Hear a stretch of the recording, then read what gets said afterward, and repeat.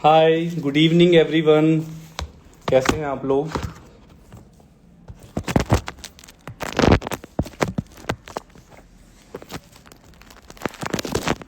हाय।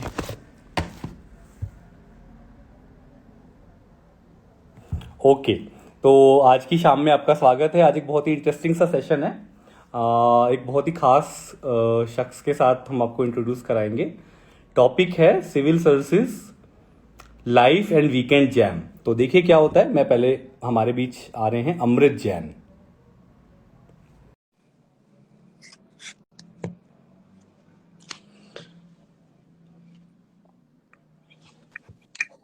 हाय, welcome welcome Amrit. Hello sir, good evening sir. Good evening, good evening. तो आप अभी कहाँ पे हो? क्या कर रहे हो भाई अमृत? सर अभी चंडीगढ़ में हूँ और वीकेंड फन और तो कुछ नहीं। ओके। तो वीकेंड फन पे वीकेंड जैम भी होने वाला है अभी। मैं पहले एक बार सेशन को और अमृत को इंट्रोड्यूस कर दूं आप सबसे। आपका बहुत बहुत स्वागत है सब लोगों का। Very good evening to everyone. बहुत सारे लोग जुड़ गए हैं और लगातार उन सब के कमेंट्स भी आ रहे हैं। अभी अभी मैं जस्ट जेएलएफ से लौटा हूं और जेएलएफ के लिटरेरी बातों के बाद अब थोड़ी लाइफ की और म्यूजिक की और उस तरह की बातें होंगी। और आई थिंक ये सेशन बहुत इंटरेस्टिंग होने वाला है।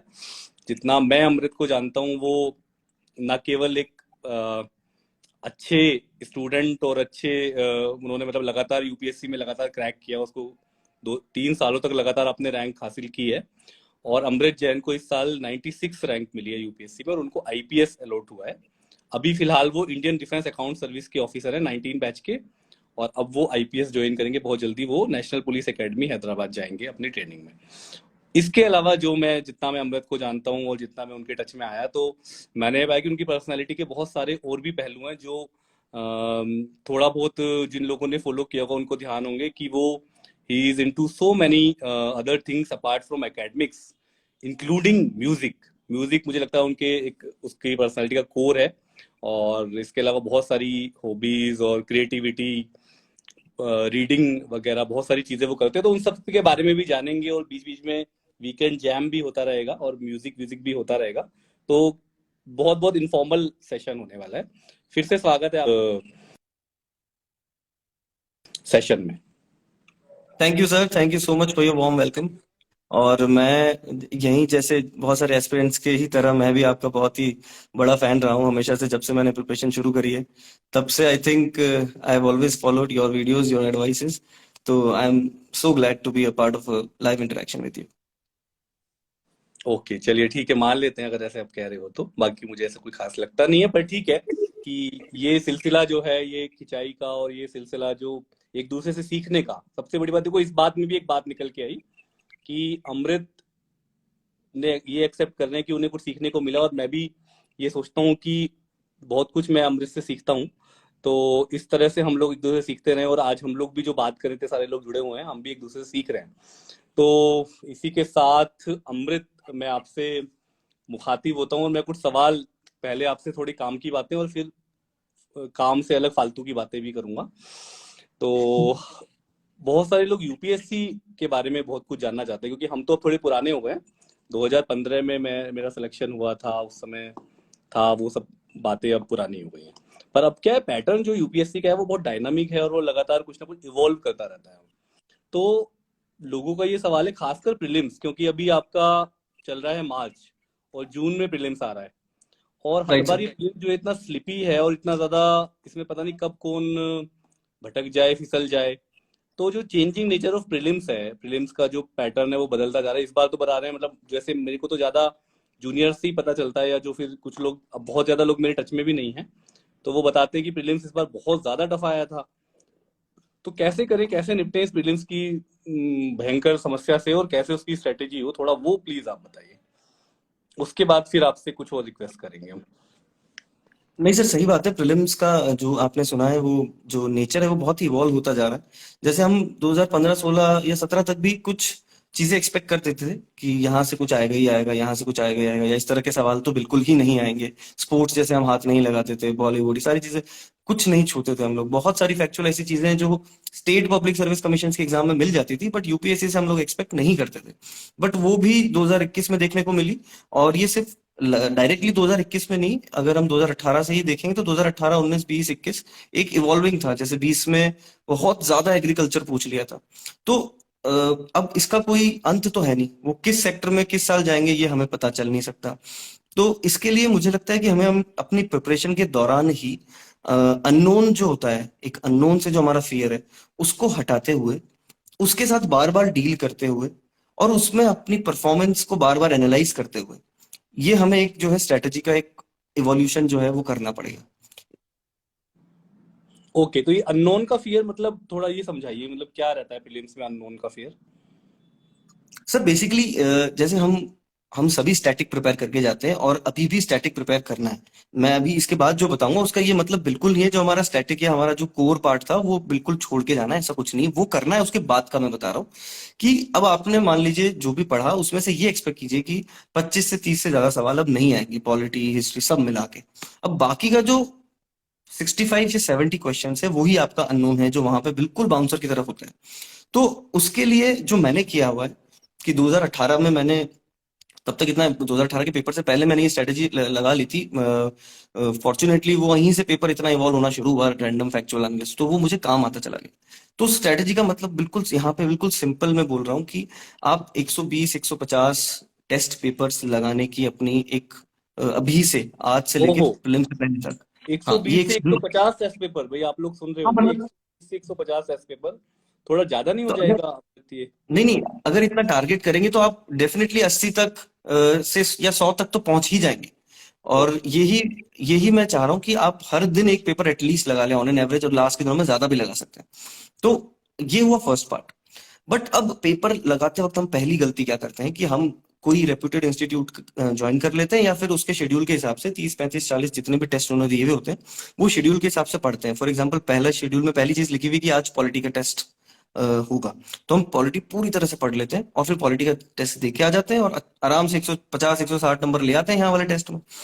बट यहाँ ये एक मेजर जो बहुत फंडामेंटल फ्लॉ है जो हमारी प्रिपरेशन का, जो मुझे बहुत बाद में रियलाइज हुआ फर्स्ट अटेम्प्ट के बाद, कि अगर प्रीलिम्स जो अब आ रहा है, जहां आपको रैंडम चीजें पूछी जाएंगी जो आपको नहीं पता, तो आप ऐसा बिल्कुल मत कीजिए जो आज आपने पढ़ा है उसी का आप आज पेपर दे रहे हैं, ये बिल्कुल मत कीजिए। क्योंकि इसमें क्या होगा, आपकी आपका माइंड जैसे ही क्वेश्चन देखेगा वो एज अ मेमोरी फंक्शन करेगा, कि वो ढूंढेगा अपनी मेमोरी में कि मैंने ये कहाँ पढ़ा, और मिल गया तब तो वो फटाफट टिक लगा देगा, उस पर एनालाइज भी नहीं करेगा बिल्कुल भी। और जो नहीं मिला तो फिर वो पैनिक कर जाएगा और या तो छोड़ेगा या गलत अटेम्प्ट करेगा। तो आप 4 5 दिन का गैप लीजिए। जैसे आज पॉलिटी पढ़ी तो आज अगर टेस्ट देना है या कल टेस्ट देना तो मॉडर्न हिस्ट्री का दो, आज मॉडर्न हिस्ट्री पढ़ी तो कुछ एनवायरमेंट का दो, इस तरह से, ताकि वो क्या हो, एक तो कंसोलिडेट होता चला जाए, एक बहुत पहले जो पढ़ा था वो भी याद करने की एक हैबिट डेवलप हो, रिकॉल करने की। और अगर याद नहीं आ रहा तो कैसे हम लिंकेजेस बना के एनालाइज करके कोई एक हल्का सा हिंट जो यूपीएससी ने छोड़ा है उसको पकड़ के और चीजों को प्रोसेस करने, माइंड को एज अ प्रोसेसर की तरह फंक्शन करवाएं। ओके, तो ये तो आपने बहुत बहुत बढ़िया बात कही है। मैं भी थोड़ा थोड़ा कनेक्ट कर पा रहा हूँ ऑब्वियसली, क्योंकि मैंने भी यूपीएससी का एग्जाम क्लियर किया था कुछ साल पहले। लेकिन आपने बहुत सारी आपने लेकिन बहुत सारी ऐसी चीजें बताई जो एक्चुअली, प्लीज बिलीव मी, ये होता है। हम जब आए थे तो उस समय जब मैं 15 में था तो 10 बैच की जो एडवाइस थी वो ज्यादा काम की नहीं थी। उस समय मैं चाहता था कि मुझे जस्ट अभी जिसने क्लियर किया वही एडवाइस दे। तो सेम वही चीज है, क्योंकि प्रीलिम्स ठीक है वही है, वैसा पैटर्न है, उतने ही नंबर का आता है।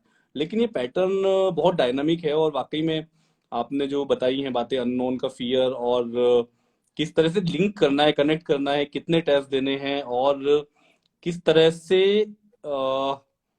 यूं कहूं कि प्रोसेस करना है चीजों को, तो वो आपने बताया। वाकई बहुत ही प्रैक्टिकल एडवाइस आपने दी सर है। इसमें इसमें अगर एक और चीज मैं ऐड कर सकूं सर, सॉरी इंटरप्ट करने के लिए, बिल्कुल बिल्कुल बिल्कुल। कि जैसे हम पेपर देते हैं, तो पेपर देने के बाद जो एनालिटिकल पार्ट है उस पेपर का, पेपर दे दिया आपने, अटेम्प्ट कर दिया, आपके जितने भी मार्क्स आए हों, वो जो एनालिटिकल पार्ट है वो भी इक्वली इंपॉर्टेंट है। उसमें आपको, अगर आप एक लॉग रख सकें, एक पूरा रिकॉर्ड रख सकें अपने जितने भी पेपर्स आप देने वाले हैं उनका, और हर पेपर में आप ये चीज देखें कि कौन सा मेरा सही हुआ, मतलब कितना कितने जो मैं तुक्के मारता हूँ, पहली बात तो क्वांटिटी में, कि कितने जो मैं तुक्के मारता हूँ मेरे सही हुए।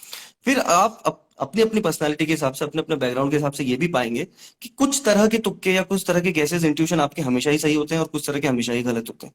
तो ये छोटी छोटी चीजें अपने तुक्को या अपने इंट्यूशन के बारे में जब जानने लगेंगे, तो वापस जब पढ़ने जाएंगे तो वो चीजें और इंप्रूव और बेटर तरीके से होंगी। और यही कॉल जब आपको यूपीएससी के पेपर में लेनी होगी, तो अटेम्प्ट करने का कॉन्फिडेंस भी रहेगा, या छोड़ने का बहुत रिग्रेट भी नहीं होगा। मतलब आपको पता होगा 100% जो आपने डिसीजन लिया है वो सही है। ओके, तो मतलब आपको खुद की जो टेंडेंसी है उसको पकड़ना है। जैसे वो मेंस में बोलते हैं कि भाई आपको पता है कि भाई कितने किस तरह से आप अटेम्प्ट करते हो, आपके लिखने का तरीका क्या है, वो भी आपको खुद ही पता होता है। वैसे ही प्रीलिम्स में भी आपको पता है कि आप किस तरह से गैस करते हो, आपको खुद का पैटर्न क्या है, तो वो भी आपको पता होना चाहिए। बहुत अच्छी, मतलब एक नेक्स्ट लेवल की बात आपने कही है। तो अभी थोड़ा सा मैं ये कहूंगा कि जो लोग जुड़े हुए हैं, तो हम आपको बीच बीच में कुछ ताज़ा हवा का झोंका भी देते रहेंगे, क्योंकि देखो ऐसा है कि काम की बातें जो हैं वो बहुत ज़रूरी हैं, वही सबसे इम्पोर्टेंट है, पर साथ में कुछ कुछ लाइफ, जो आज का टॉपिक है सिविल सर्विसेज की तैयारी, साथ में लाइफ भी बनी रहे, जिंदा दिली भी बनी रहे, और वीकेंड पे कभी कभी कुछ थोड़ा लाइफ अलग तरह से भी नए रंग में सामने आए। तो अमृत, जैसे कि आप, हम तो आपके फैन हैं, बहुत लंबे समय से आपका म्यूजिक वगैरह फॉलो करते हैं, और आप इतना अच्छा मेंटेन कर पाते हो, सिविल सर्विसेज में भी आप हो 2 साल से। तो रिक्वेस्ट करेंगे कोई एस्पिरेंट्स को लेके कोई अगर गाना आप सुना पाए तो मजा आ जाए। बिल्कुल सर, बिल्कुल। आप थोड़ा सा अपना वो फ्रेम भी थोड़ा, हाँ यू प्लीज कम, थोड़ा सा ऊपर की तरफ हो जाए तो और अच्छा रहेगा, ताकि थोड़ा गिटार भी। गिटार दिख रहा है? हम्म। हम्म। दिल है छोटा सा, छोटी सी आशा, मस्ती भरे मन की भोली सी आशा, चांद तारों को छूने की आशा, आसमानों में उड़ने की आशा। दिल है छोटा सा, महक जाऊं आज तो ऐसे फूल बगिया में हो खिले जैसे, बादलों की मैं ओढ़ू चुनरिया, झूल जाऊं मैं बन के बावरिया, अपनी छोटी मैं बांध लूं दुनिया। दिल है छोटा सा, आई थिंक ये हम सभी का हाल होता है when we start our preparation. छोटी छोटी सी बिल्कुल आशा लेके आते हैं हम सब। बिल्कुल, छोटे छोटे शहरों की खाली बोल दोपहरों से झोला उठा के हम बड़े शहरों की ओर जाते हैं। पता नहीं होता कि भविष्य में क्या छुपा हुआ है। और मुझे भी नहीं पता था, अमृत को भी नहीं पता था, वो भीलवाड़ा से पहले जयपुर आए, फिर दिल्ली गए, मैं मेरठ से दिल्ली गया। तो यही है, और दिल है, छोटा सा दिल होता है, छोटी सी आशा होती है, दिल बच्चे जैसा होता है, बाद में बड़ा हो जाता है, तो ये सब चीजें चलती रहती हैं। तो हम वापस आते हैं अभी, और बहुत सारी बातें करेंगे, और वो बहुत इंटरेस्टिंग बातें होने वाली हैं। आप सब लोग बने रहिए हमारे साथ। यूपीएससी पे फिर से वापस आते हैं अमृत। राइट आप सर। कुछ और कहना चाहोगे क्या उससे पहले, शायद? सर प्रीलिम्स का तो इतना ही है, बट प्रीलिम्स में स्टैटिक का तो ध्यान रखना ही है, स्टैटिक इग्नोर नहीं करना, बट साथ में जो डायनामिक पार्ट मैंने बताया बस इसको ऐड कर लीजिए। ज्यादा से ज्यादा क्वेश्चन सॉल्व कीजिए और अपने परफॉर्मेंस को एनालाइज अच्छे से कीजिए, और बस फिर कॉन्फिडेंस के साथ पेपर आप अच्छे से दे पाएंगे। ओके, तो एक बार स्टैटिक और डायनेमिक क्या होता है वो भी बताइए। स्टैटिक मतलब क्या और डायनेमिक मतलब क्या? स्टैटिक का मतलब जो पार्ट हम एक्सपेक्ट करते हैं, जो सिलेबस में भी गिवन है, like Indian history, Indian economy, Indian polity, तो ये जो पार्ट है इस पे क्वेश्चंस आते ही हैं, चाहे कम होते जा रहे हैं हर साल, बट आते हैं फिर भी। तो ये हमेशा प्रिपेयर होना चाहिए हमारा।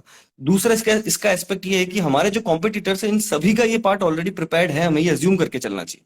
तो अगर ऐसा कोई क्वेश्चन आए और उन्होंने सही कर दिया और हम नहीं कर पाएंगे, तो रिलेटिवली हम ऑलरेडी 2 कदम पीछे चल रहे हैं। तो स्टैटिक का मतलब ये, तो ये स्टैटिक बिल्कुल भी नहीं मिस कर सकते। डायनामिक का मतलब ये, जो चीजें यूपीएससी धीरे धीरे इवॉल्व करते हुए डाल रहा है, करंट अफेयर के थ्रू डाल रहा है, या बहुत रैंडम जो सेक्टर्स हैं, लाइक स्पोर्ट्स सेक्टर हो गया, इंडियन क्रिकेट टीम का टेस्ट मैच का क्वेश्चन आ गया था। तो ये सारी चीजें, तो इन चीजों को कैसे टैकल करना है, वो आप थोड़ी सी रीडिंग भी बढ़ाइए और अपना क्वेश्चन सॉल्विंग की प्रैक्टिस भी बढ़ाइए, उससे हो जाएगा। बहुत बढ़िया। तो हम थोड़ा सा मेंस की ओर चलते हैं। खासकर जो एसए का पेपर है, एसए मेरा भी बहुत फेवरेट रहा है हमेशा से। और उस समय मेरे एसए में भी मार्क्स अच्छे आए थे उस साल। तो एसए में आपके मार्क्स भी लगातार अच्छे रहे हैं, तो मैं आपसे अब के पैटर्न के हिसाब से जानना चाहता हूँ कि एसए का पेपर, ठीक है 2015 में था, तब पहले उससे पहले तो एक एसए लिखना होता था, अब दो एसए लिखने का आ गया। अभी देख रहा हूँ कुछ मैंने सुना है ऐसा कि बहुत ही फिलोसॉफिकल टाइप के एसेज आने लग गए हैं, और बहुत ही अमूर्त मतलब एब्स्ट्रैक्ट किस्म के टॉपिक्स आ रहे हैं। तो आप के इनपुट चाहेंगे कि भाई एसए के पेपर को यूपीएससी में अब कैसे तैयारी कैसे करें उसकी।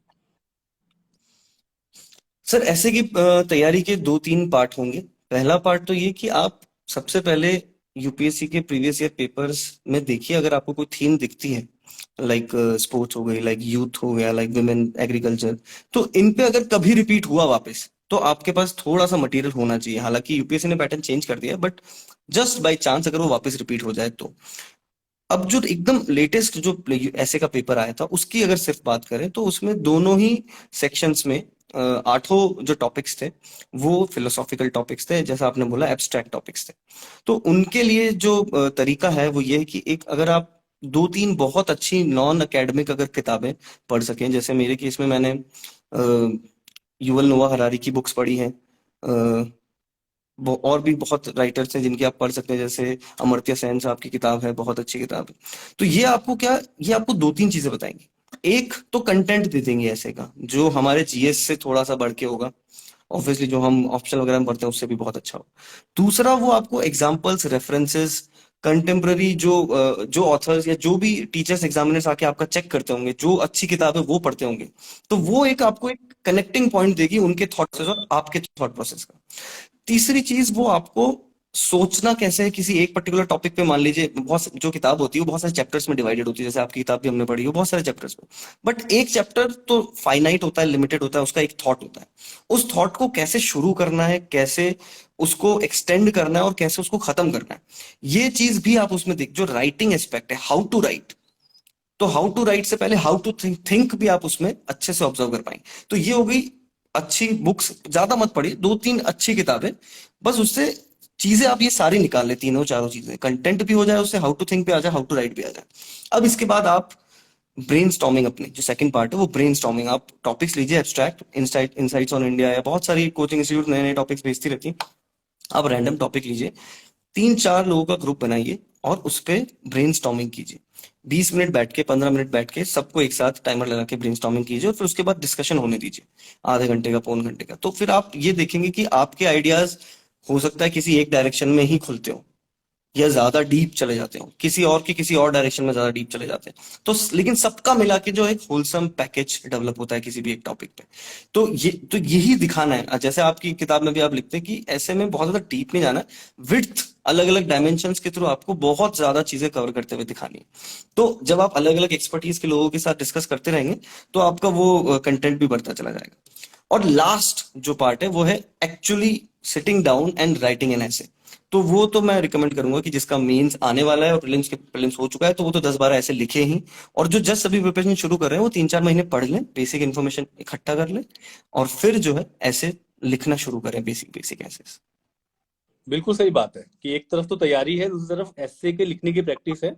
बहुत सारे लोग हैं जो एसए लिखते नहीं है, वो सोचते हैं कि इसमें तो कैसे मतलब कैसे तैयारी होगी, इसका कोई क्लियर तरीका तो है नहीं। तो वो क्या होता है कि वो सीधे फिर एग्जाम में एसए लिखने जाते हैं। तो ऐसे अगर जानता हम हूँ मैं ऐसे बहुत सारे लोगों में से एक एक एक ऐसे इंसान को जानता हूँ जो डायरेक्ट एग्जाम में लिख के आए हैं और 160 नंबर लेके आए। कौन है ऐसे? आप ही हो सर। अच्छा, नहीं नहीं नहीं नहीं, तो वो किसी न किसी बहाने से लिख लेना चाहिए। 10 से 20 ऐसे आपको जरूर लिखने हैं। और आपको लगता है कि कहाँ से शुरू करें कहाँ से शुरू करें, तो भाई ऐसा है कि ऐसे हम लोग बचपन से लिखते आए हैं, हाई स्कूल में भी लिखते थे, ग्रेजुएशन तक भी लिखते आए हैं, तो ऐसे लिखना सबको आता है। बस इतना ही अंतर होता है, कोई बहुत अच्छे लिखता है, कोई मीडियम लिखता है, कोई एवरेज लिखता है, कोई बिलो एवरेज लिखता है। अगर आप अच्छा, दस एक परसेंट ऐसे लिख लेंगे तो 100% आप अच्छे हो जाएंगे। एक एक चीज मैं ऐड करना चाहूंगा यहाँ पे, जो एज एन एस्पिरेंट मैंने भी फेस किया है, कि आपके आसपास हमेशा आपको कोई ना कोई एक्सेप्शनल राइटर मिलेगा। मतलब जिस आपको ये लगेगा कि आप सेम एग्जाम दे रहे हैं, ऑलमोस्ट सेम तरह के बैकग्राउंड से आए हैं, बैचलर उसने भी किया, बैचलर्स आपने भी किया, ज्यादा उसने मास्टर्स किया होगा। तो बट उनके आप जब ऐसे पढ़ेंगे तो आपको लगेगा जैसे कोई बुक के ऑथर ने कुछ लिख दिया, है ना। या फिर आपके कोई प्रीवियस टॉपर होंगे प्रीवियस साल के, उनके ऐसे पढ़ के आपको लगेगा कि जाने इसने ऐसा क्या लिख दिया जो मैं 2-3 साल बाद भी शायद ना लिख पाऊं। तो ऐसे में बिल्कुल भी घबराना नहीं है आपको। ये नहीं देखना है कि वो ही लिखना है आपको तभी मार्क्स मिलेंगे, पहली बात। और दूसरी बात ये भी नहीं देखना है कि वो बिल्कुल कुछ नहीं लिखता है, बिल्कुल कुछ नहीं करता, तब भी अच्छा लिख देता है, तो शायद मैं भी यही अपनाता हूँ, सिर्फ सोचूंगा, सिर्फ हम्म। सोचता हूँ, सिर्फ लिंकेज बनाता हूँ, अपने आप अच्छा निकलेगा मेरा भी। ऐसा भी नहीं सोचना है। उसने कभी ना कभी लिखा होगा, उसने किसी न किसी फॉर्म में लिखा होगा, छोटी स्टोरीज लिखी होंगी अपने मन का, अपने डायरी लिखता होगा, ब्लॉग लिखता होगा, कुछ भी करता होगा, वो हमें नहीं पता। तो सही। हमेशा अगर हो सके तो उसके प्रोसेस को जानने की कोशिश कीजिए, और अगर नहीं मिल पा रहा है उसका प्रोसेस, तो ये तो बिलीव रखिए कि विदाउट प्रोसेस वो आउटपुट आएगा नहीं, चाहे उसने अभी किया हो आपके सामने या पहले ही कर दिया हो। बिल्कुल सही है, मैं इससे बहुत एग्री हूँ, क्योंकि मेरे रिजल्ट्स आने के बाद जब मेरे ऐसे मतलब इधर उधर घूम गए थे, फैल गए थे, तो काफी लोगों को ये बहुत परेशानी हो गई थी कि भाई ऐसा ऐसे तो हम कैसे लिखेंगे, मतलब फिर तो हमें कई साल लग जाएंगे। तो ऐसा कुछ भी नहीं है, क्योंकि मैंने जैसे एसए की बुक लिखी है तो मैंने 34 टॉपर्स के ऐसे उसमें कंपाइल किए हैं। वो इसलिए क्योंकि सबका अपना अपना स्टाइल होता है और सबको नंबर मिलते हैं। ऐसा नहीं है कि मैं निशान जैन हूं, मैं अच्छा राइटर हूं इसलिए मेरे को अच्छे मिलेंगे। ऐसा बिल्कुल नहीं है, इसमें लिटरेचर का कोई रोल नहीं है। हाँ, थोड़ा फायदा होता है, वो मैं मानता हूँ, पर ऐसा बिल्कुल नहीं है। हर कोई राइटर नहीं होता और ना ही राइटर बनना होता है। यूपीएससी में आप आईएएस बनने के लिए आए हो, राइटर बनने के लिए आए भी नहीं हो। ठीक है, वो आपकी हॉबी हो सकती है, जैसे अमृत म्यूजिक में हॉबी है, मैं लिटरेचर में रखता हूँ, वो आपकी एक हॉबी है, एक्स्ट्रा करिकुलर एक्टिविटी है। तो इसलिए ऐसे में घबराने की जरूरत नहीं है। आपको सिर्फ अगेन वो जैसे डीप में तो वैसे भी नहीं जाना है बहुत ज्यादा। तो आपको जनरलिस्ट टाइप का ऐसे लिखना होता है, उसके सारे एस्पेक्ट्स को कवर करना होता है, वो मेन बात होती है। तो ये बातें हैं। और मैं चाहता हूँ कि फिर से एक जैम हो जाए। जाम नहीं, जैम, है ना। Right sir. Jam, bread jam वाला। आपको जो पसंद हो, हाँ।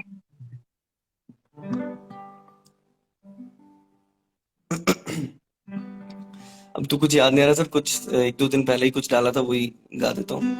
बिल्कुल। हम तुम कितने पास है, कितने दूर है चांद सितारे।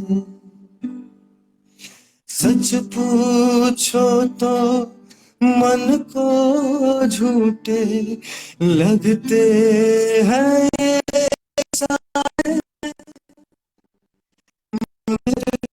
सच्चे लगते हैं। ये धरती, ये नदियाँ, ये रहना और तुम बड़े अच्छे लगते हैं। ये धरती, ये नदियाँ, ये रहना और तुम। ये थोड़ा ब्रेक ज्यादा छोटा हो जा रहा है। जल्दी आप निकल जा रहा है शायद से। थोड़ा गा सकते हो, ऐसा नहीं है कि आपको केवल। हम्म। जैसा आप बोले सर, बताइए। और कुछ और गाओ, कुछ और और क्या। गाओ। थोड़ा आराम से गाओ।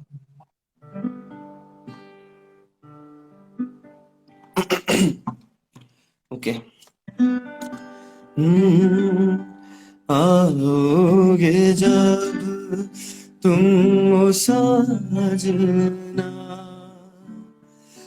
अंगना फूल खिलेंगे, बरसेगा सावन, बरसेगा सावन, झूम झूम के दो दिल ऐसे मिलेंगे। आओगे जब तुम लो साजना, अंगना फूल खिले। क्या बात है, वाह भाई वाह। बहुत ही अमेजिंग। और मतलब आई डोंट नो कहाँ से आपने ये सीखा है, या कोई ट्रेनिंग वगैरह ली है, या कैसे क्या किया है, तो बताइए। नहीं सर, कोई ट्रेनिंग तो ऐसा सच नहीं ली है। बस स्कूल टाइम पे म्यूजिक क्लब में या कॉलेज टाइम पे म्यूजिक क्लब में फ्रेंड सर्कल ऐसा रहा, तो उनके साथ जैम करते करते सीख गए।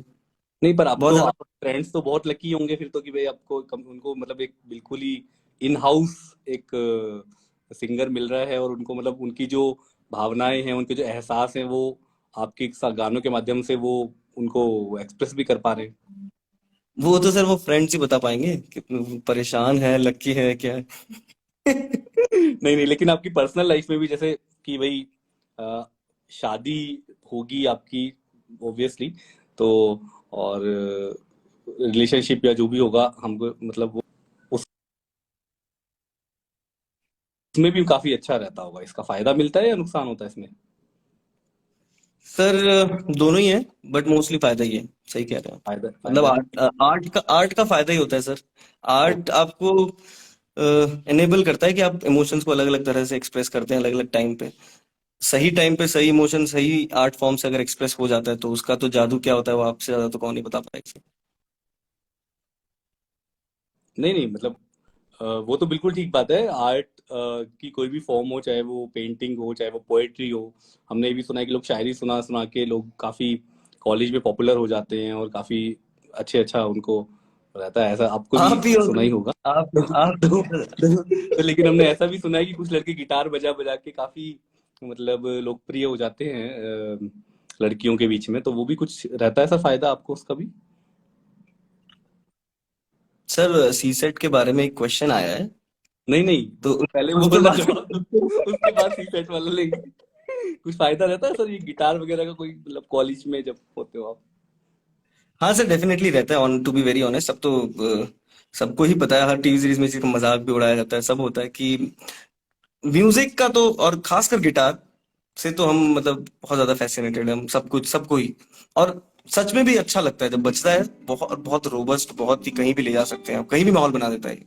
तो फायदा तो रहता है सर, नो डाउट। अच्छा, चलो फिर आपसे आगे जानेंगे कि एग्जैक्टली exactly क्या फायदा रहता है। अभी तो इस पे ही सहमत हो जाते हैं कि फायदा तो रहता है। ठीक मिल है। मिल मिल के बात करनी पड़ेगी सर इस फायदे पे तो।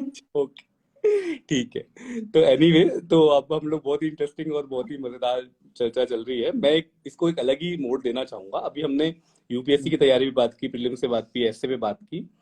अमृत, अभी हम लोग जो शुरू में बात कर रहे थे कि भाई आज का जो टॉपिक भी है वो है कि सिविल सर्विसेज है, या और भी कोई करियर हो सकता है लाइफ में, कॉर्पोरेट में हो सकते हैं आप, या और भी किसी जगह हो सकते हैं। तो उसमें जो लाइफ है, लाइफ मतलब जिंदा दिली, जिंदगी, तो उसको बचाए रखने की जद्दोजहद जो है वो भी आसान नहीं है। और बहुत कम लोग हैं जो अपनी जिंदा दिली को, या अपने व्यक्तित्व को, अपने मूल ओरिजिनलिटी को, अपनी इंडिविजुअलिटी को, अपने स्वभाव को, अपनी इसको बचाए रख पाते हैं। और तो थोड़ा सा मैं आपसे ये जानना चाहूंगा, जैसे आप, क्योंकि आप प्रिपरेशन के दौर में रहे, पिछले कुछ सालों से आप प्रिपरेशन लगातार कर रहे हो, और आपकी जो हॉबी है म्यूजिक के अलावा और क्या क्या हॉबीज हैं, और ये जो हॉबीज हैं जो ये नॉन एकेडमिक टाइप की चीजें हैं, जो पढ़ाई के अलावा बाकी जितनी भी चीजें हैं, चाहे वो सोशलाइजिंग हो गया, गप्पे मारना हो गया, म्यूजिक हो गया, सिनेमा हो गया, जो भी है, तो ये आपको कैसे क्या ये तैयारी में कोई मदद करते हैं? मतलब आपको थोड़ा कैसे मोटिवेट रखते हैं? कुछ इसमें फायदा होता है, या ये सब भटकाव होता है केवल? ये आपसे जानना सर ये बात सही है आपकी कि UPSC preparation itself demands utmost focus. Stress भी रहता है, कंपटीशन भी बहुत ज्यादा है, फेलियर्स भी आते हैं बीच बीच में। और वो एज भी ऐसी है जिसमें डिस्ट्रैक्शंस भी बहुत होते हैं, प्रेशर्स घर पे भी होते हैं, पीयर प्रेशर भी, सब कुछ वो आपने अच्छे से बताया सर। बट उसके साथ अगर हम हमारी जो कोर हॉबीज मान लीजिए, इंटरेस्ट मान लीजिए, जैसे भी हम हैं एज अ कोर पर्सनैलिटी, अगर उसे थोड़ा थोड़ा जिंदा रख सके तो मुझे तो ये लगता है कि उससे आपको हेल्प ही होगी प्रिपरेशन में भी। अगर आप सक्सीड हो गए तो उसके बाद भी एज अ ब्यूरोक्रेट भी। क्योंकि फॉर एग्जाम्पल मैं अपनी हॉबी, एक जो हॉबी की हमने अभी बात कर ली म्यूजिक, उससे ही बात करें तो मतलब कितने बेहतरीन बेहतरीन लिरिक्स के जो गाने हैं वो हम लोग सुनते हैं। एक गाना जो हमने अभी गाया कि दिल है छोटा सा छोटी सी आशा, तो ऐसे प्रिपरेशन के दौरान आप पाते हैं कि बिल्कुल अकेले हैं, कमरे में बैठे हुए पढ़ रहे हैं, सिर्फ पढ़ते जा रहे हैं। तो ये बड़े बड़े राइटर्स जो लिख के चले गए, उसके साथ में ये जो म्यूजिक डाल दिया गया, जो आपके राइट इमोशंस को राइट टाइम पे ट्रिगर कर सकते हैं, तो वो आपको कभी भी लोनली, कभी भी डाउन, कभी भी डिप्रेस बहुत ज्यादा देर तक रहने नहीं देंगे। You will lift your self up through these songs. ऐसे ही जैसे एक और हॉबी थी मेरी प्रिपरेशन के दौरान, I use to run a lot. मैं थोड़ा सा वर्कआउट भी करता था उस टाइम पे। तो वो आपको फिजिकली तो फिट रखेगी ही, साथ में आपकी मेंटल हेल्थ भी बहुत अच्छी रखती है और फोकस बढ़ता है। बहुत फोकस बढ़ जाता है अगर आप फिजिकली एक्टिव होते हैं अपनी प्रिपरेशन के दौरान। तो और सोशलाइजिंग की अगर मैं बात करूँ, तो अगर आप फॉर एग्जांपल आपकी हॉबी सोशलाइजिंग है, तो आप अपनी जो भी आपकी प्रिपरेशन है, जो भी आपका गोल है। हाय, गुड इवनिंग।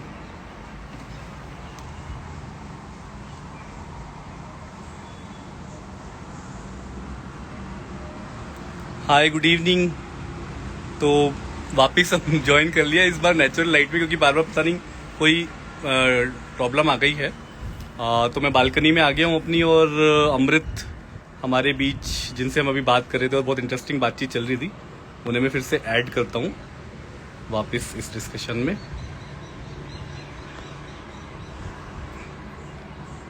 अमृत, आप मुझे रिक्वेस्ट भेजो प्लीज़।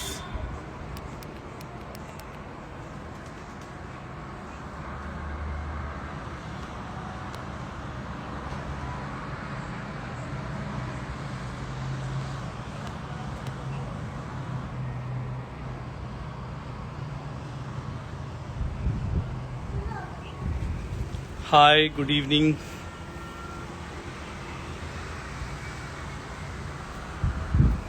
वापिस आ गए हैं और वापस हम अपनी बातचीत शुरू करते हैं फिर से।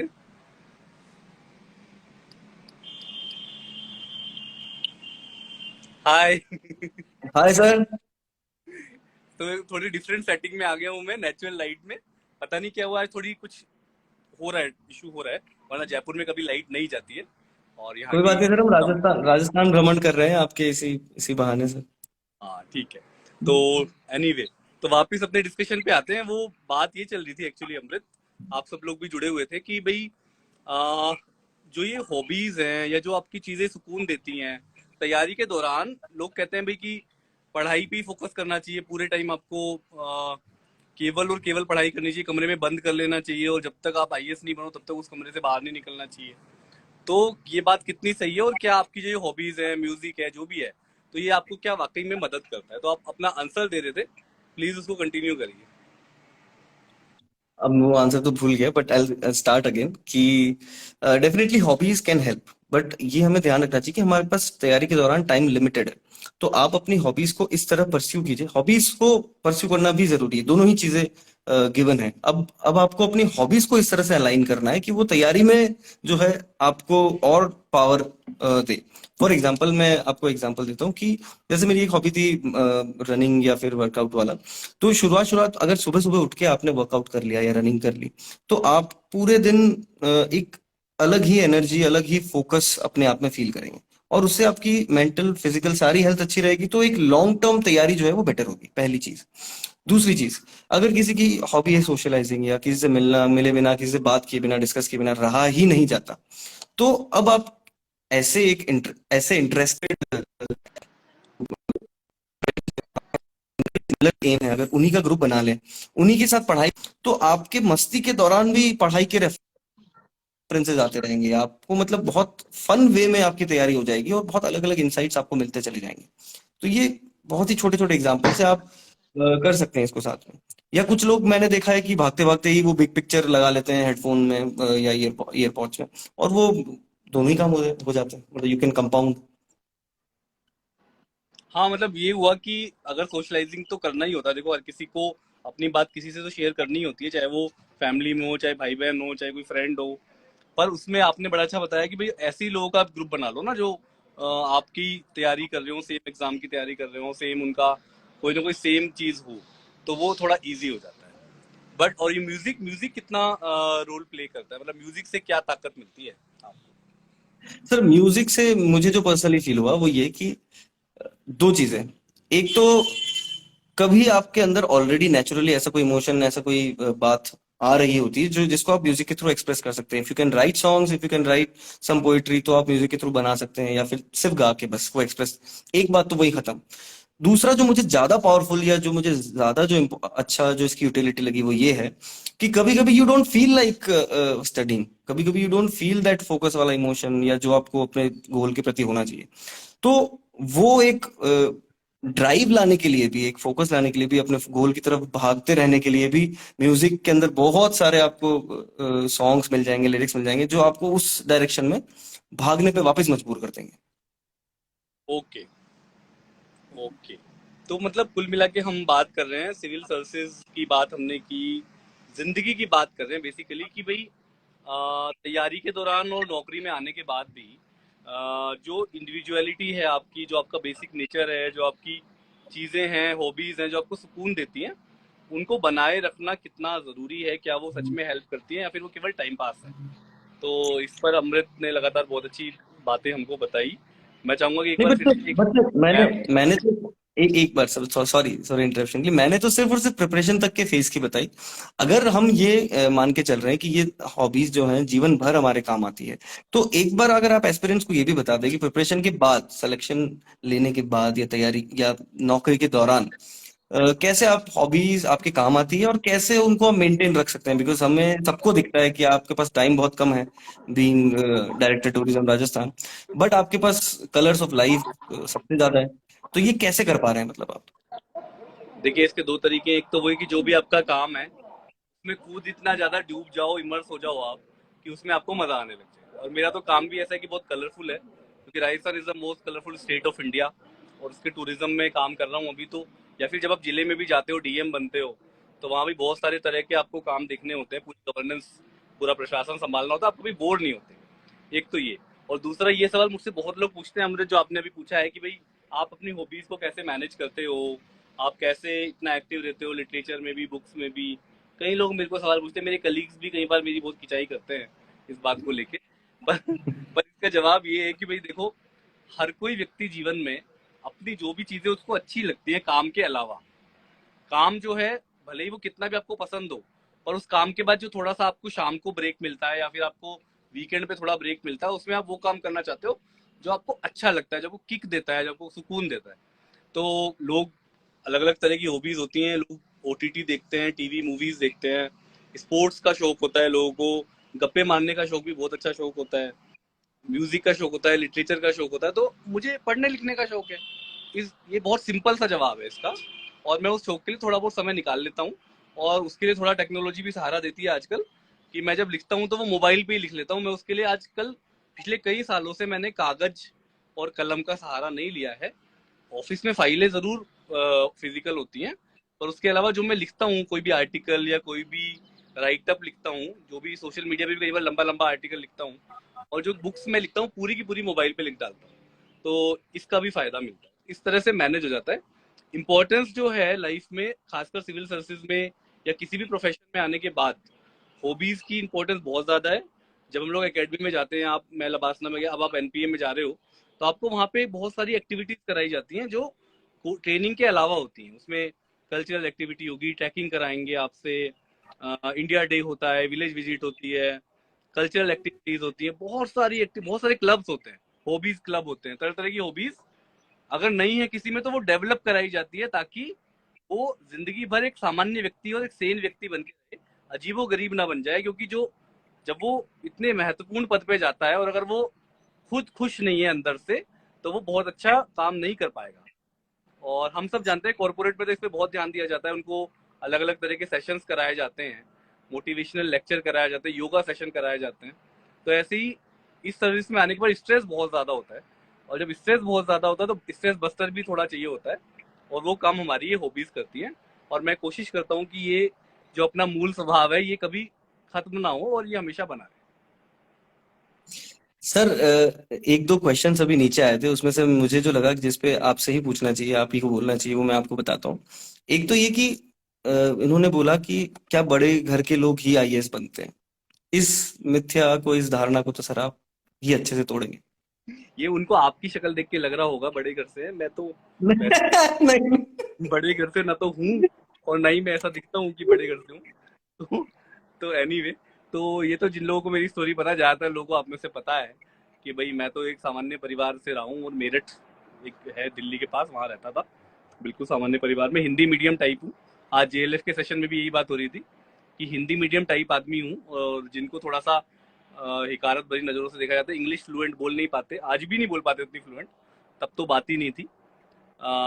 तो वो लोगों में से हैं हम। और उसके बाद अपनी लकीर को बड़ी करते हुए, दूसरे की लकीर को छोटा नहीं करा कभी, अपनी लकीर को बड़ी करते हुए आगे बढ़ते गए। पहले क्लैरिकल जॉब में रहे, फिर ग्रुप बी में आए, फिर ग्रुप ए में आए, फिर सोचा कि क्यों ना सबसे बड़ी नौकरी करें जब कर ही रहे हैं सरकारी नौकरी। तो आईएएस का एग्ज़ाम दिया और फाइनली सिलेक्शन भी हुआ। स्टेप बाय स्टेप आगे बढ़ता रहा। और ये बात जो है कि भाई बड़े घर के लोग ही बन सकते हैं, तो बिल्कुल गलत है। अपनी मेहनत से कोई आईएएस ही क्यों, आईआईटी जी है, आपका नीट का एग्ज़ाम है, कोई भी कॉम्पिटिटिव एग्ज़ाम जो है वो अपनी मेहनत से कोई भी कर सकता है। आज के ज़माने में यहाँ का ज़्यादा इंपॉर्टेंस है, दिमाग का और आपकी मेहनत का ही इंपॉर्टेंस है। अब वो बहुत डेमोक्रेटाइज हो गया है हमारा ज़माना, वो ज़माना नहीं रहा है जहाँ पे प्रतिभा पे या फिर संसाधनों पे कुछ ही लोगों का हक हुआ करता था। हाँ तो ये तो सर स्टोरी सबको शायद मालूम है, और मैं भी क्लैरिफाई कर देता हूँ। I come from a very humble background, और मेरा भी कुछ सर जैसी ही जर्नी रही। हालांकि सर की बहुत इलॉबरेट है, बट मेरा भी कुछ ऐसा ही रहा, धीरे धीरे धीरे धीरे धीरे करते करते। नहीं नहीं, प्लीज़ थोड़ा सा बताओ आप अमृत, प्लीज़ मुझे, क्योंकि मुझे खुद भी ज़्यादा नहीं पता है। तो मैं चाहूँगा कि आप थोड़ा अपनी, क्योंकि आपकी स्टोरी है, इस तरह की जो नई कहानियां हैं जो वाकई में अभी तक अनटोल्ड हैं, अनकही कहानियां हैं, वो सामने आनी चाहिए प्लीज। बहुत कुछ यूनिक तो नहीं है, बट आई थिंक बहुत सारे इंजीनियर्स होंगे यहाँ पे जो रिलेट करेंगे कि हम सभी आईआईटी जेई का एग्जाम देते हैं। पहले कोई आईआईटी में चले जाता है, कोई एनआईटी में, कोई प्राइवेट कॉलेजेस में चले जाते हैं। तो मैं एनआईटी वारंगल में चला गया था। वहां से एक अच्छी नौकरी लग गई थी, वो नौकरी चल रही थी। एंड मिडिल क्लास फैमिली, तो सबकी यही मेंटेलिटी की जो चल रहा है वो चल रहा है, तो क्यों उसको डिस्टर्ब करना है। बट उस टाइम पे मुझे ही लगा, एक 22 साल की उम्र में आपको लगता है कि कुछ और कर ले, कुछ और कर ले। एनर्जी इतनी होती है आपके पास, डायरेक्शन नहीं होती है, होश कम होता है, थोड़ा जोश बहुत ज्यादा होता है। तो वो ज्यादा बिना सोचे जॉब छोड़ दी, जैसा कि सारे इंजीनियर्स करते ही हैं यूपीएससी सिविल सेवा में आने से पहले। तो वो हमने शुरू कर दी प्रिपरेशन, और फिर पहला धचका लगा जब पहला प्रीलिम्स ही पास नहीं हुआ, वो 0.66 मार्क्स से। तो वो एक साल जब रुकता है 0.66 मार्क्स से, वो पूरे साल के दौरान आपकी सेविंग्स भी खत्म हो रही है। आपके जो कलीग्स थे उनके प्रमोशन पे प्रमोशन, किसी का 30 लाख, किसी 50 लाख का पैकेज बढ़ता है, कोई बाहर चला गया। तो वो हम सभी झेलते हैं। आई थिंक वो सबका कॉमन शायद मैं दर्द यहाँ पे कर रहा हूँ। बट उसके साथ ही आप अगर लगे रहें उसको झेलते रहें, तो I think there is a chance. और फिर यूपीएससी में भी पहली बार में आईएएस नहीं बने, अभी भी नहीं बने आईएएस, आईपीएस बने हैं अभी तक सिर्फ। तो धीरे धीरे धीरे धीरे चल तीसरे अटेम्प्ट में आईपीएस बना हूँ। मतलब लगातार तीसरे सिलेक्शन में, जो तीसरा सिलेक्शन है उसमें आईपीएस बना हूँ। तो ये एक आपके जैसे नहीं रही सर कि सीधा आईएएस ही बने हैं, तो इसमें भी थोड़ा मेहनत लगी है। तो ऐसा कुछ नहीं है। तो फाइनली वो टू आंसर योर क्वेश्चन कि बड़े घर के ही लोग आईएएस बनते हैं, आई थिंक ऐसा कुछ भी नहीं है। और जैसा सर ने बोला कि टेक्नोलॉजी भी आ गई है, डेमोक्रेटाइजेशन इतना ज्यादा हो गया है अब, कंटेंट का भी और गाइडेंस का भी। और इनफैक्ट जो आज हम सेशन कर रहे हैं, इसका भी जो मेजर ऑब्जेक्टिव है वो भी यही है कि जो राइट गाइडेंस है या राइट टिप्स है वो सब तक पहुंचे। राइट टिप्स पहुंचे, और साथ में एक ये ना रहे कि कोई बहुत अनोखी बात है या बहुत डिफरेंट होते हैं टॉपर, ऐसी जैसे हम और आप बैठ के गप मारते हैं आपस में, घर में बात करते हैं, दोस्तों से बात करते हैं, वैसे ही होते हैं सिविल सर्वेंट्स भी। आपके सामने अमृत बैठे हैं और वो इतनी अच्छी रैंक लाए हैं, और उसके बाद भी देखिए कि किस तरह से हम लोग, तो बेसिकली हमें ये भी बताना है इस सेशन के माध्यम से कि भाई हम लोग भी अपनी हॉबीज को जीते हैं, हम लोग भी मस्ती करते हैं, हम लोग भी खुश रहने के तरीके ढूंढते होते हैं। तो ये है। और तो अमृत, मैं आपसे ये जानना चाहूंगा, मतलब जैसे हमने एक्स्ट्रा करिकुलर एक्टिविटीज की बात की, हमने कहा कि भाई इनका क्या रोल है लाइफ में, और एक एक टर्म है, जैसे मैं कई बार बहुत सोचता हूँ और मैंने इस पे बहुत बात भी की है, खासकर एथिक्स का जो पेपर है उसमें एक टर्म बहुत यूज होता है प्रशासन में, कि गवर्नमेंट में एम्पैथी का क्या यूज है एडमिनिस्ट्रेशन में। जब हम राइट। सिविल सर्वेंट बनते हैं तो उसमें एम्पैथी का इस्तेमाल करना होता है, जो एथिक्स के पेपर में बहुत इंपॉर्टेंट एक टॉपिक है।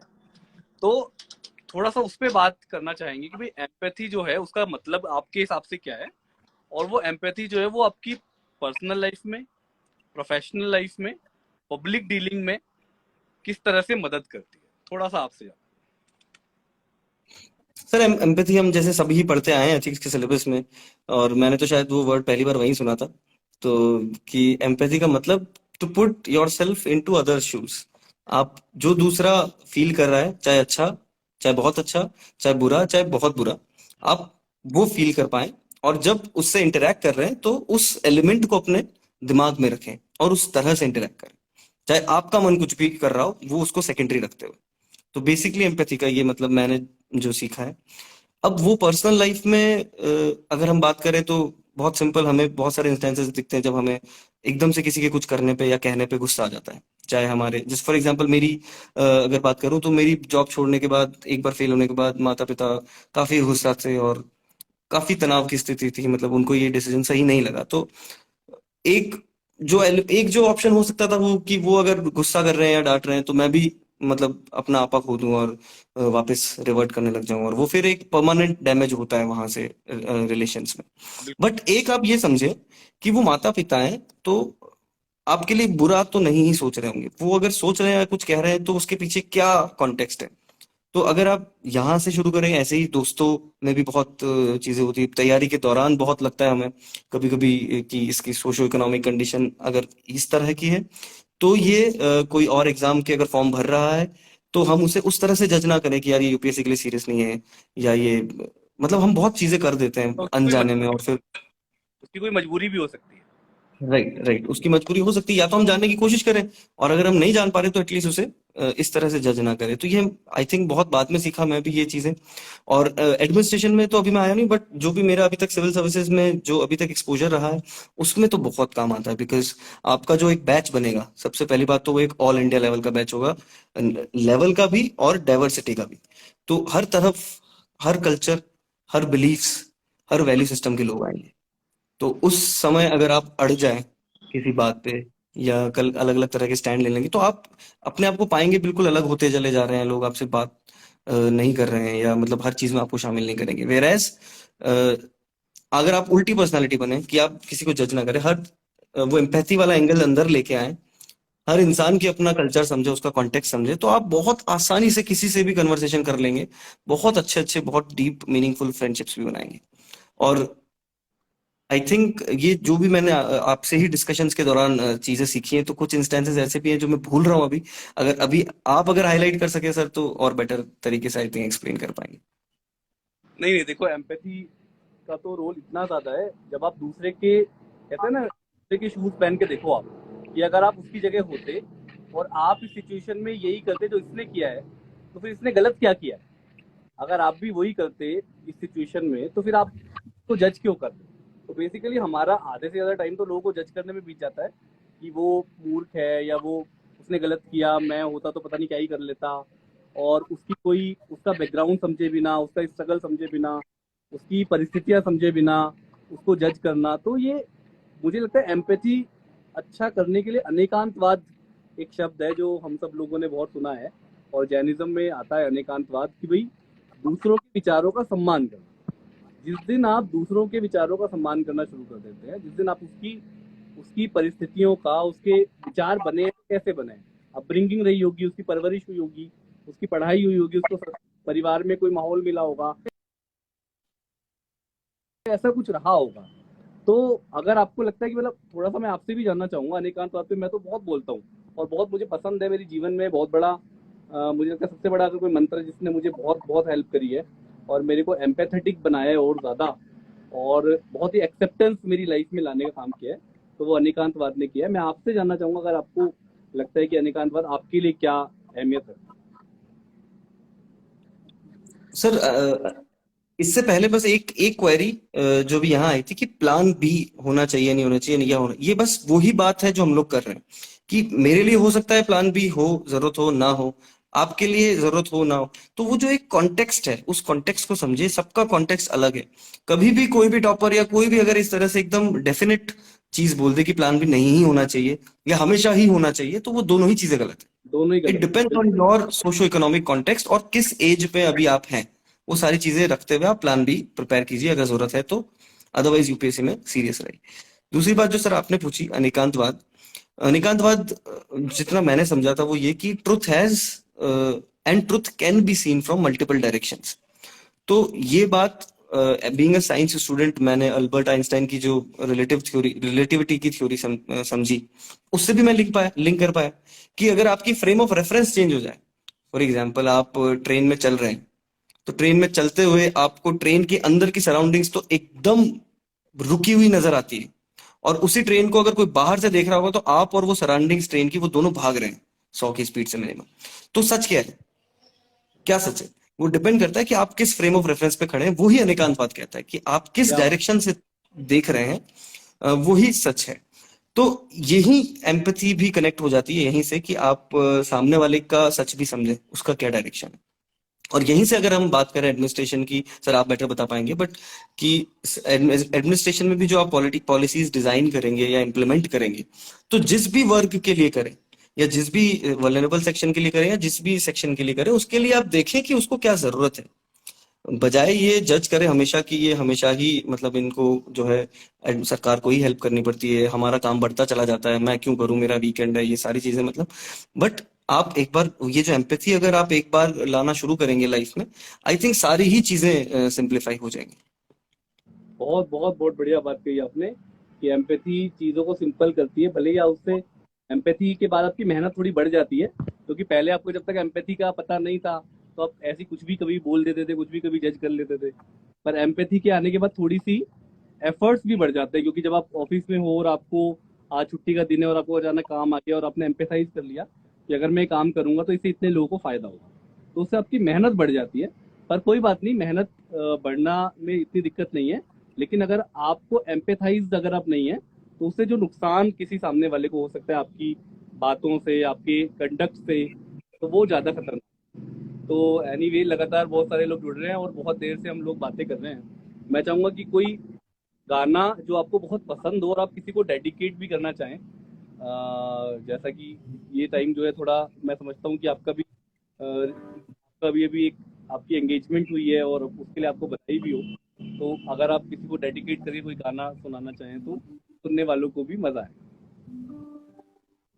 वैसे मैं एस्पिरेंट्स को डेडिकेट कर रहा था सर एक सॉन्ग, सबके लिए, क्योंकि जो तो तैयारी कर एक एस्पिरेंट्स के लिए और एक ठीक है। तो अगर I don't know if she has joined, but मेरी रिसेंटली एंगेजमेंट हुई है, तो if my fiancée is listening तो दिस इज फॉर यू।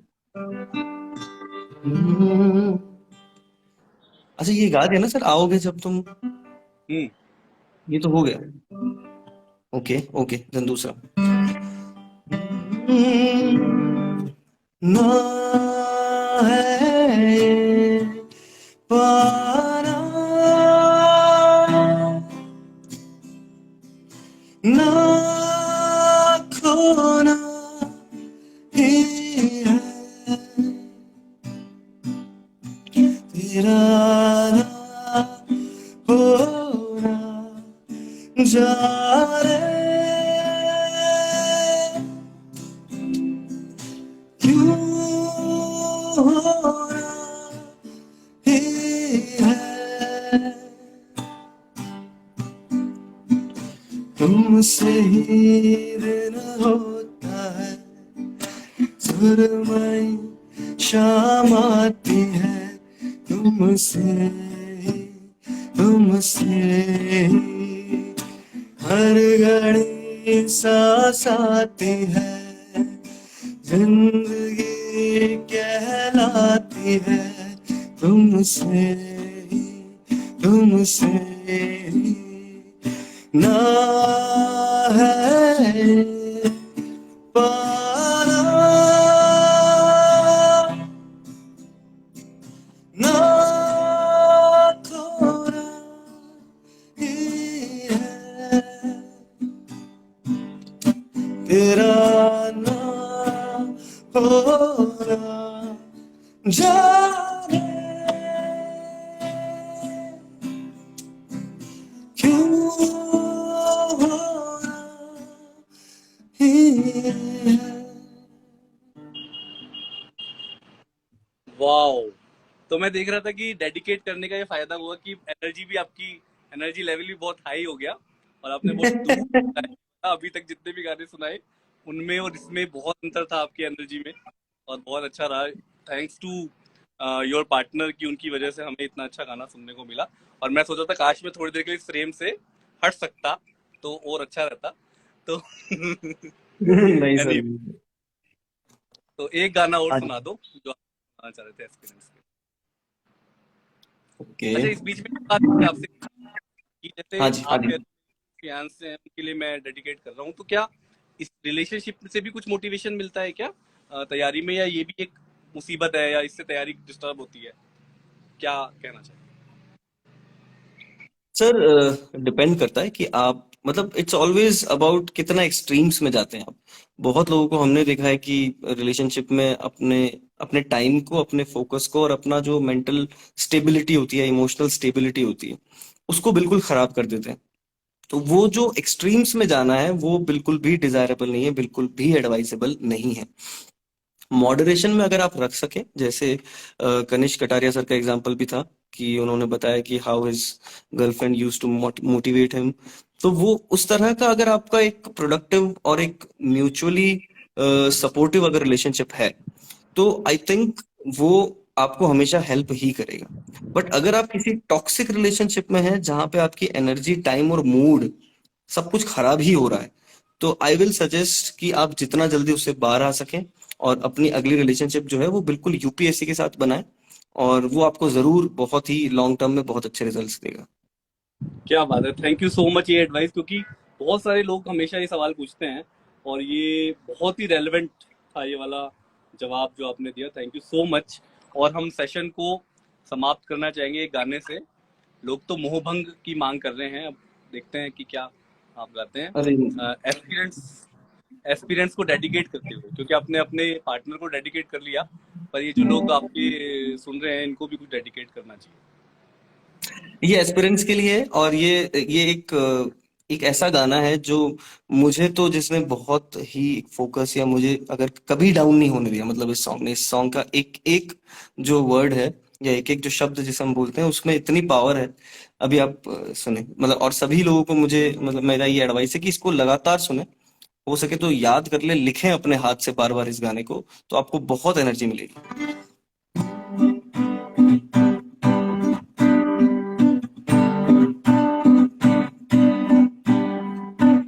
आशा है, आशा है, आशा है, आशा है, आशा है, आशा है, कुछ पाने की हो आस आस, कोई अरमा हो जो खास खास। आशा है, आशा है, आशा है, हर कोशिश में हो बार बार, कर दरियाओं को बार बार। आशा है, आशा है, आशा, तूफानों को चीर के मंजिलों को छीन ले। आशाएं हिले दिल की, उम्मीदें हंसे दिल की, अब मुश्किल नहीं कुछ भी, नहीं कुछ भी।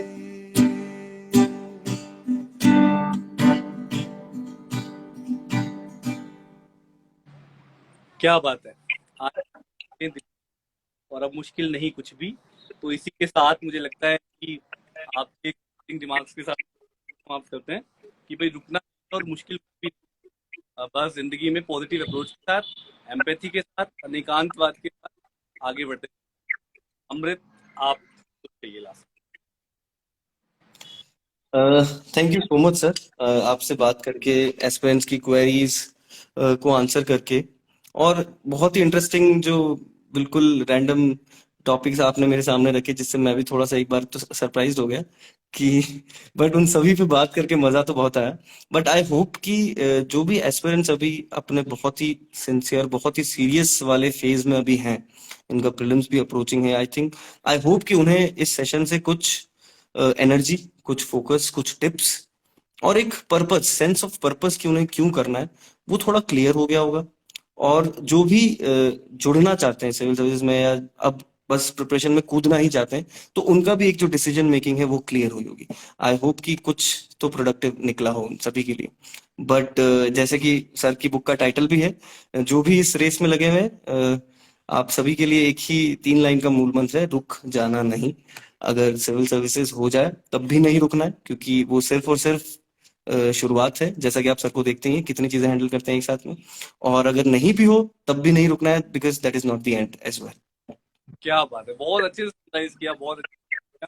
Thank you so much and for your future thank you. Endeavour. Best wishes to you and your partner also, कि थैंक यू आप सो मच। आगे बढ़ते जाए। Thank you sir, bye.